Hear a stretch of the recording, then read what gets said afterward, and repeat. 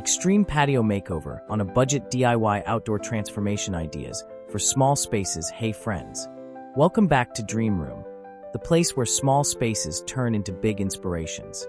If you've ever looked around your patio, bedroom, or that one neglected corner of your home and thought, I wish this felt more like me, then you're exactly where you need to be. Today, we're not just talking about decorating. We're talking about creating a feeling, the kind that greets you every morning with calm, light, and a little spark of joy. You don't need expensive furniture, a huge backyard, or professional tools. You just need your hands, a bit of imagination, and a heart that loves beautiful, simple things. I know many of you watching have small apartments, shared homes, or cozy spaces that double as your work zone, your relaxation corner, and sometimes even your creative studio. You value natural textures, soft light, recycled materials, and the quiet magic that happens when you bring life into your space with your own touch. So today, let's dive into an extreme patio makeover, a transformation that proves beauty can grow anywhere, even in the smallest, most forgotten places.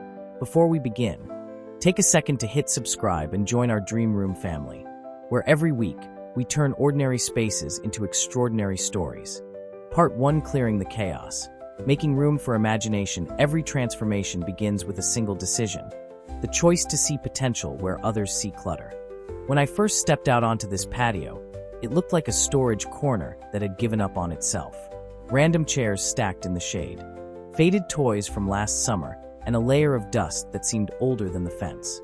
But that's exactly where the magic begins, in the mess. If you're someone living in a small home, apartment, or shared space, you already know how easily corners turn into chaos. It's not because you don't care, it's because real life happens. Work from home days spill into evenings, kids leave traces of laughter, and that one potted plant you swore you'd repot still sits quietly waiting. So I started not with design, but with clarity.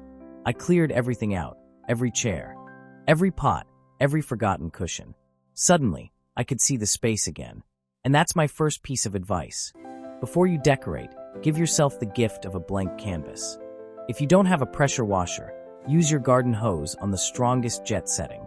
A little soap and vinegar can bring tiles back to life. Sweep with a bamboo broom instead of a plastic one. It's lighter, quieter, and leaves you feeling connected to the rhythm of your work. This step might not look glamorous, but it's the foundation of everything that follows. As the dust washed away, I could already imagine warm evenings, fairy lights, and laughter floating in the air. It reminded me that creativity doesn't begin with what we add. It begins with what we choose to let go. Ready? Let's build something beautiful together. Part 2: Building the foundation. Light, shade, and balance. Once the patio was cleared, it felt like standing in the middle of pure possibility, bright, open, but also a little exposed. The sun was beautiful, yes, but it hit the space so hard that sitting there for more than 5 minutes felt impossible. And that's when I realized something every home decorator learns eventually. Comfort starts with balance. You don't need an expensive gazebo to create shade. I've learned that some of the best outdoor canopies are made from simple, natural materials. Try stretching recycled linen or cotton sheets between wooden poles. Use bamboo rods tied together with sturdy rope to make a lightweight frame. Or hang flowing curtains from an old curtain rod to create that breezy coastal look.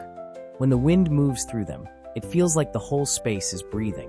Of course, not every idea works perfectly on the first try. My first attempt using cement-filled planters looked clever, until the wind turned my canopy into a giant sail. It was frustrating, but that's part of the process. Design is never just about how things look, it's about how they live with you. So I moved to Plan B, digging the posts directly into the ground, securing them with quick-dry concrete, and adding decorative planters around the base to keep the look soft and natural. If you're decorating a small space, think about how light moves throughout the day. Morning light feels calm, perfect for coffee and reflection. Afternoon light can be harsh, so add fabric layers or leafy plants to filter it. The goal isn't to block sunlight, but to shape it, to let warmth in without letting it overwhelm. Balance, after all, isn't just a design principle, it's a way of living. Part 3: Greening the edges. Turning corners into life. After setting the frame and shade, the next step was breathing life back into the space, quite literally. Plants have a way of softening even the hardest edges, transforming bare corners into living art. The best part, You don't need to be a professional gardener to do it. You just need curiosity and a bit of patience. I started by choosing a mix of real plants and low-maintenance herbs. If you're someone who loves nature but doesn't have much time, herbs like rosemary, mint, and basil are perfect. They're fragrant, resilient, and add a touch of practicality, because nothing feels better than cooking with something you grew yourself. For color, I added marigolds and petunias. They thrive in sunlight and instantly make any small patio look joyful. Now, here's a little secret for those decorating in apartments or small homes. You don't need sprawling flower beds. Try hanging planters, railing baskets, or wall-mounted wooden crates. They draw the eyes upward and make your space feel larger. I even reused old tin cans, painted them in earthy tones, and filled them with small trailing plants. The mix of textures, metal, wood, and green, gave the patio an organic, layered look. When you add plants, you're not just decorating, you're changing the atmosphere. The air feels fresher, the sounds soften, and somehow, your mind begins to slow down too. Every leaf becomes a reminder that growth is quiet, steady, and deeply personal. So if your space feels lifeless, don't rush to buy new furniture. Start with something alive. A single pot of green can change everything. Because once the edges start to grow, the whole room, or in this case, the whole patio, begins to breathe again. Part 4: DIY Beauty. From waste to wow, here's where the fun really begins, turning what you already have into something extraordinary. You'd be surprised how many treasures hide in your storage closet or garage. A cracked pot, a leftover wooden crate, an old ladder. These aren't trash, they're your next design elements waiting for a little imagination. For this patio, I started by rescuing an old wooden crate that once carried fruit.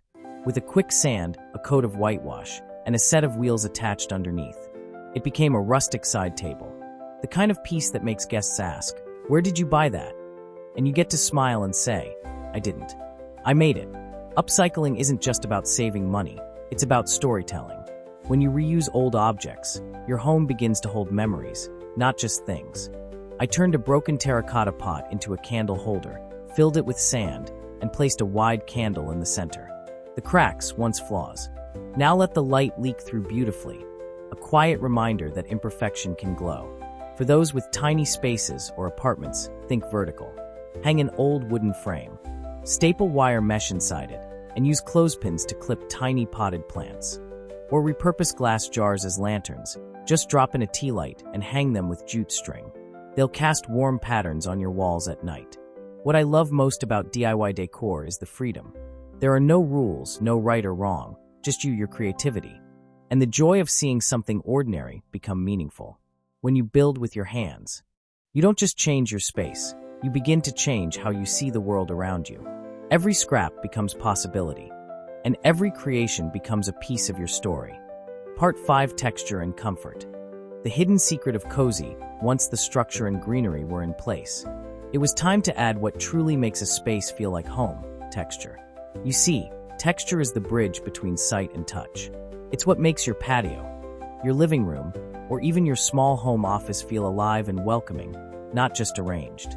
I started layering with what I already had: a soft woven rug that once lived under my coffee table, a few neutral-colored cushions, and a light cotton throw that instantly made the outdoor sofa feel like a cozy retreat. You don't need everything to match. In fact, a little contrast creates depth. Pair rough wrought tan with smooth linen, cool metal with warm wood, and watch how your space suddenly feels balanced and intentional. If you live in a small apartment or a rented home, think of materials that feel natural but are easy to move and maintain. Jute rugs, bamboo mats, cotton pillow covers, all of them breathe with the weather and add a grounded, organic vibe. A quick spray of waterproof fabric protector helps them survive outdoors longer, especially through humid evenings. For color, I lean towards soft earth tones, warm beige, olive green, and clay orange, with one bright accent inspired by the flowers nearby. It's amazing how a single pop of color, maybe a mustard pillow or a terracotta planter, can pull an entire space together. The secret to creating comfort isn't buying more. It's layering what you already love in ways that invite you to stay. When you sit down on a chair that feels familiar, surrounded by textures that whisper calm, you'll realize that coziness isn't about perfection. It's about presence and the quiet joy of being home. Part 6: Soft Light. Warm nights as the sun began to fade, I realized something was missing: warmth. Not from temperature, but from atmosphere. Light has this quiet power to change how a space feels. It can turn a plain evening into a story, and a small patio into a retreat. For this part, I didn't rush to buy fancy lights. I looked around for what I already had: a few glass jars, leftover fairy lights, and some old bottles from past dinner nights. With a bit of creativity, those bottles became lanterns. I wrapped the fairy lights inside, added jute string around the neck, and hung them from the wooden beams of the canopy. When night came, they glowed like fireflies caught in glass. If you're working with a small balcony or backyard, lighting is where you can create the most emotion for the least money. Try mixing sources: solar string lights for the main glow, candles for intimacy, and maybe a small warm LED lamp for soft highlights. Avoid bright white light, it's too harsh. Instead, choose amber or soft gold tones. They'll make everything, from your plants to your skin, look warmer. A new idea I've fallen in love with is the light path. You can create it with small solar stakes leading from your door to your seating area or along the garden bed. It not only looks magical, but also guides your eyes gently across the space. When you sit outside and the light dances softly on your plants, you'll feel it, that moment when your space finally comes alive at night. Because lighting isn't just about seeing, it's about feeling. It tells your mind, you can rest now, you're home. Part 7: Handcrafted Harmony. Building the little things that matter. Every great space has something handmade, something that carries the fingerprints of its creator. When you build or craft even a small detail yourself, your space stops feeling like a showroom and starts feeling like a story. And that's what I wanted my patio to be, not perfect, but personal. So I decided to create a few handcrafted touches. First, a simple wooden bench using leftover planks from an old shelf. I sanded the edges, added a light stain, and sealed it with outdoor oil. It wasn't flawless. One leg sat slightly uneven, but when I placed a cushion over it, it felt right. That's the beauty of handmade pieces. They hold the soul of the effort that shaped them. Next, I built 2 narrow floating shelves along the patio wall using reclaimed wood. They were perfect for small potted plants and candles. You can do the same even in an apartment. Just use removable brackets or adhesive hooks to create floating corners that don't damage walls. Here's my tip: don't be afraid to mix tools and materials. A bit of leftover paint, a spare nail, a piece of rope. These small items can transform ordinary pieces into conversation starters. Even if you've never built anything before, start small. A handmade planter, a painted stool, a woven mat, each adds a touch of you. And something beautiful happens when you make things by hand. You slow down. You notice textures, the smell of wood, the rhythm of brushing paint. In those moments, decorating becomes more than a task. It becomes therapy. It's a gentle reminder that your hands can build calm, one piece at a time. Because harmony isn't something you buy, it's something you create. Part 8: Setting the Scene. Furniture with a story. Now that the patio had structure, shade, plants, and light, it was time to bring in the soul, the furniture. But instead of rushing to buy everything new, I wanted pieces that carried warmth and history. The kind that make a space feel lived in, not staged. I started by bringing out an old wooden chair that once sat in my reading corner. Its paint had faded, but I saw potential in its age. A light sanding and a coat of matte sealant gave it new life while keeping its vintage charm. Then I found a second-hand coffee table at a local thrift store, solid wood, a little scratched but full of character. I added a woven runner, and suddenly, it became the heart of the patio. If you live in a small apartment or have limited outdoor space, foldable or modular furniture can be your best friend. A wooden bench that doubles as storage, nesting tables that slide together, or stools that stack neatly in a corner. Each piece should serve more than one purpose. Multifunctionality is the secret to making small spaces feel spacious. I also added a fire pit table, not just for warmth, but for atmosphere. It turns evenings into gatherings, even when it's just you and a cup of tea. To hide the propane cord, I cleverly tucked it under the rug, keeping the design seamless. Remember, furniture doesn't need to match perfectly, it needs to belong. Mix materials, wood, wrought tan, metal, and let them tell their own story. Because the best design isn't about trends, it's about emotion. When you sit down and everything around you feels both familiar and new, you know you've created something real. Your furniture should whisper, "Stay a while." Part 9: Finishing Touches. Soul in the small details, every transformation reaches a moment when you pause, look around, and realize it's the details that make the difference. You can have the perfect furniture, beautiful plants, and soft lights, but without those finishing touches, the space still feels incomplete. So, this is where we breathe soul into the scene. I started with scent and sound. A small tabletop fountain found its place in one corner. The gentle sound of water instantly made the patio feel alive, almost like nature was speaking. Beside it, I placed a citronella candle made from an old tin can, both beautiful and practical for keeping bugs away. If you live in an apartment or can't use candles, try an essential oil diffuser with lavender or eucalyptus. Calm for the mind, fresh for the air. Next came the textures of life, woven baskets for storing outdoor cushions, and rattan trays to hold mugs, flowers, or a book for lazy mornings. For the kids' toys, I used a large wicker chest that blends right into the decor while hiding the colorful chaos inside. That's the magic of good design. It looks beautiful but works hard behind the scenes. For blank walls, I added hanging planters and a small mirror framed in driftwood. Mirrors outside. Yes, they bounce light around, making small spaces appear larger and more open. A faux olive tree in a clay pot helped add height, drawing the eye upward toward the string lights. Each small detail became a quiet message. You belong here. That's what design should do. It's not just about how it looks on camera. It's about how it feels when you step into it. When every corner feels intentional, your home begins to reflect your rhythm, your peace, your story. Part 10, the reveal. Where peace finds you again, and then, after days of work, paint-stained hands, and countless what-if moments, it finally happened. The reveal. The moment the patio no longer looked like a project, but like a story that had come full circle. I stepped outside just as the evening light turned golden, and for a second, I didn't recognize the space. It was calm, inviting, alive. The once empty floor now carried life. The rug felt soft underfoot. The plants swayed gently with the breeze, and the canopy filtered the sunlight into a warm, honeyed glow. The string lights flickered on one by one, as if the space itself was exhaling after holding its breath. The air smelled faintly of rosemary and citrus from the candles, and the sound of the small fountain filled the silence like a song. It wasn't about perfection. A few cushions were crooked, and some plants leaned more than they should, but it felt real. This was a space made not just by hands, but by heart. Every choice, every mistake, every reused item carried a story, and together they created harmony.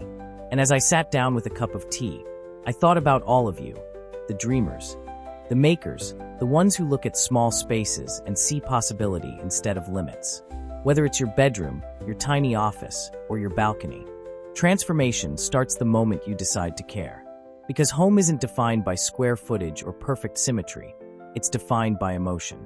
And when peace finally finds you in the space you've shaped with your own hands, that's when you realize you didn't just decorate.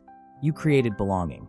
Your turn to begin, create, share, and inspire. So here we are, at the end of this transformation, but really, it's just the beginning of yours. Every cushion placed, every plant watered, every soft light that glows at night. It all started with one simple decision: to make space for beauty in your life. Whether you live in a studio apartment, a rented home, or a quiet countryside house, remember this: your space doesn't need to be big to feel alive. It just needs to reflect you. If you take anything from this makeover, let it be this. Start small. Maybe it's a single corner by your window, or a desk that doubles as a creative zone. Maybe it's your bathroom shelf waiting for a touch of greenery, or your tiny patio longing for light. Don't wait for perfect. Begin with what you have, where you are, and let your space grow with you. Because home design isn't just about decor, it's about self-expression. It's about shaping an environment that nurtures your peace, your focus, and your joy. And if today's story reminded you that transformation is possible, then I've done my job. Now, I'd love to hear from you. What's the first corner you're planning to refresh? Share it in the comments below. Your ideas might inspire someone else watching today. And if you enjoyed this journey, make sure to subscribe to Dream Room, where every week we turn everyday spaces into soulful sanctuaries. Until next time, keep dreaming, keep creating, and remember, every room has the power to change your life, one small touch at a time.